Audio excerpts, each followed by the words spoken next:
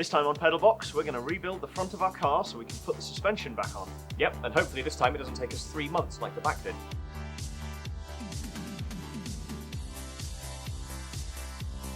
So last episode you saw us making up this frame. Now, we might have assumed a bit too much competency in the building of the rest of the chassis when we put this together, because we made this perfectly symmetrical, perfectly dimensioned and perfectly accurate. The problem is the car isn't. So we tried offering it up and it wouldn't quite fit. It didn't quite align properly with these, it didn't quite align properly with what would have once been the firewall here, and we really scratched our heads for a while because surely the original builders couldn't have made the mistake. Surely it was ours, right? No, it turns out we were more competent than them. So what we've had to do is we've gone and remeasured things and figured out what the errors are in the body, and we've tried to compensate for those in our front end. And now what we're doing, we've cut out a lot more of the front end structure so that we can tweak it back into place. We've got this cross piece that's going to go in here and push these arms out to where they're meant to be to align properly with everything. We'll weld that all up, and then with any luck we might be able to get some of our lower suspension arms and a few more bits and pieces fitted onto here by day's end. So when we measured up the chassis, the back corner of the original frame to this front corner we found was actually square across, which was pretty good. The front was wildly out. I'm not even going to go into how bad that was, but this is now going to be square from this corner to this corner to opposing corners across there. So before we tack it in, we just need to make sure that we still got it in square from where we measured it up before.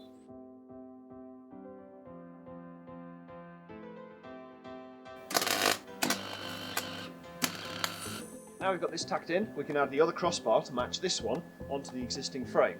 We're going to have to splay them out a little bit to make them fit, but we also need to shorten this down to the correct length to match these.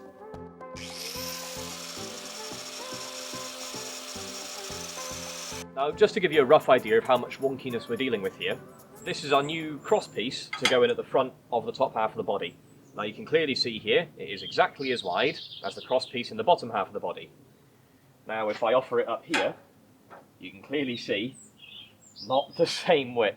So we've got to take all of that distance out of these. So we're just going to push these back out to the right width, which we're going to do by putting an insert in between and just punching it into place, and then hopefully getting this blade out to the right width so we can vertically drop down from our bottom end to the top half.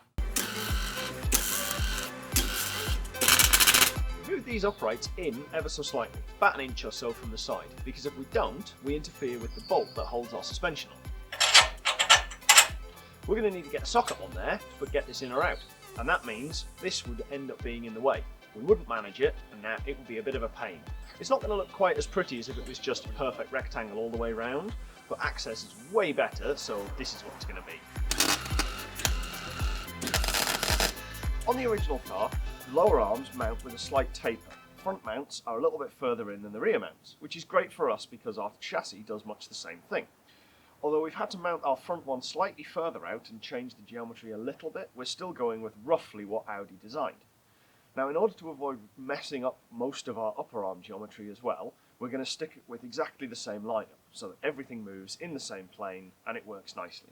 This is the design for our front upper wishbone. These two pieces we've removed from our rear suspension since we're redesigning that to have only one arm. This piece just represents a piece of round stock we haven't cut yet, which will join the two pieces to form the wishbone. The front brackets are longer than the rear brackets so as to match the taper on the car that we already have. Now this is where the linkages are going to fit up on the car. The rear one, nice and easy, so I'm just going to get that out of the way for now. Now the front one, we're going to weld up the first of the two plates that receive it on there. The rear one, however, is unfortunately blocked by our big reinforcement bar here, so we're going to lop some of the front off that and then fit it up and weld it wherever it lands.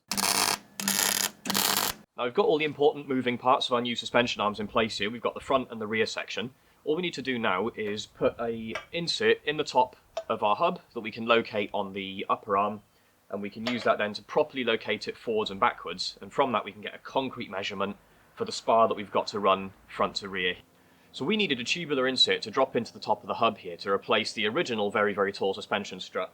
Now we couldn't get stock in the right size, it's just a weird like fractional size that nowhere really seems to carry, so we've had to make our own. So we've got some sheet metal, rolled it up into kind of a cylinder.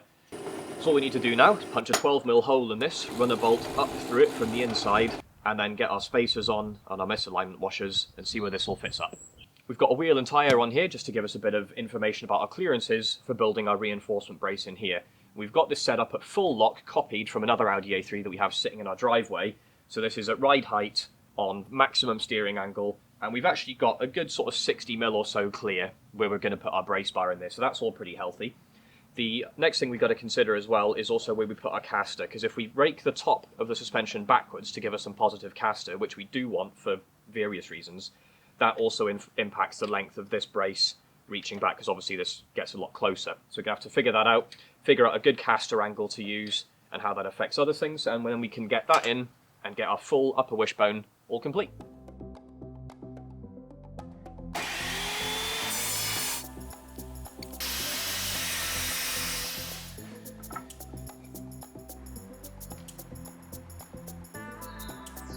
We had quite a productive evening last night. We worked into the dark and we made these. Now we haven't put the brace bar in here yet because we may actually yet put a turnbuckle on the rear section. If we put a turnbuckle in here and we can shorten this length, it effectively lets us control our caster by pulling the hub backwards and forwards. So we're going to get that done at a later date once we've worked out where our brace bar and everything else goes in. But for now at least, this does work. We can put it on the car. We've test fit the other one. And this does properly hold the wheel and hub in place. So all we've got to do now is get both of them on and see what it looks like. So now we've got the front of the car done, we should probably go back and fix the rear. This was our old arm, which had a bush on this end, and because the arm needed to twist, it didn't work.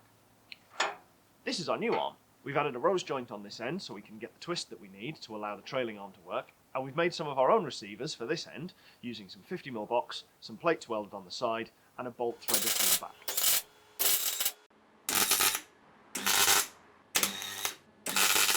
The upper arms are a little bit different. Because we had two arms previously, our brackets splay out as they reach the chassis leg. That means if we're using one, we need to have an angle on the end of our receiver to the rose joint. Similarly, we put a rose joint on the other end as we had before, and this will just fit in where it was. Now before we put all of these back on the rear of the car and actually sit it on its wheels, we're going to take a quick look around the chassis and where we've got to in the last 12-ish months. So here we are, 12 months down the line, and we have a chassis that we can put wheels on and an engine in. Yep, very much the same but different to what we had a year ago. We've got front suspension hookups, but they're different. Yep. We've got rear suspension hookups, but they're different. Totally and different. We've got engine mounts, which are also way different because they're at the wrong end. Yeah. Or the right end, depends, you know, how do you view it? Right from camera. Oh yeah, definitely. So we're going to have a quick look around, take you through some of the changes and compare it off to what, because this has got big by comparison to what it was. And then we'll throw all the wheels on it and everything on and see where we get to. This frame here was the original bottom half of the rear end of the chassis. Now you can see we're quite a lot longer than it just before we get to the anti-roll bar mounts, and then the suspension turrets hang out even further. We're also quite a lot wider. This isn't quite as wide as the centre section of the body. It's a little narrow in here, but even so you can see that we're a lot wider than it just getting to our chassis legs, and then our suspension turrets hang out further again. So this is very, very small originally. Honestly, I'm not sure how we ever thought we'd fit an engine in this without, you know, all this fun. So we're definitely a lot bigger than this. We've also got what would normally have been, I guess it kind of passes for a boot in one of these. You can put like a spare wheel or something on the back of it, and this pretty much comes down to the bottom of the body. And you can see, you know, there's just so much more room out here. Not to mention, we've still got to put things like a bumper and a body on this, which a Caterham normally is fairly flush up against this, but we're going to have, you know, even further back out than that. So all in all, a much bigger, much beefier, and much heavier rear end than was originally on this. Front of the car's a bit of a different story. It's been a lot easier to work around, mostly because we don't have an engine, and the suspension itself is very simple in its design. The major difference is we've moved the rear mount from here much further back in the car. This is because we've got the existing arms to deal with, and that's fine. We were going to have to make something custom to move the wheel all the way back on the arms if we used these ones anyway, in order to keep a roughly sensible wheelbase, considering we've extended it so far at the back. The other main difference we have is we haven't actually built past our new front crossmember for the suspension. On here, the car came out a lot further to mount things like the nose cone, the radiator, and all sorts of bits and pieces that would go ahead of the engine. So we still need to build this on, probably another 6 to 8 inches out the front, and that will still be within the realm of the wheels to fit the nose cone and not be too huge and bulbous at the front.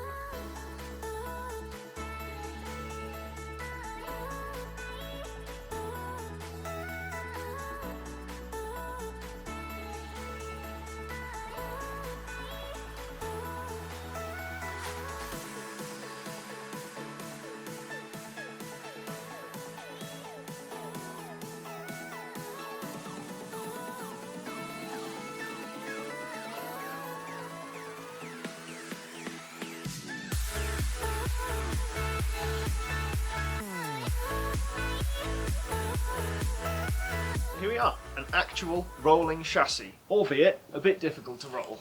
Yeah, it doesn't really move too great at the minute because the alloys are broken and the tyres don't hold air. But they're on and it all holds in place. Next up, we're doing the steering rack because this is not what you want the car to do. Now, we need to do the anti-roll bar as well, and that'll be most of the front end done up until we start putting extra things in it. And then we can concentrate on the back again. Yay! I mean, it's practically running, so... Yeah, it will be once we fit the turbo again.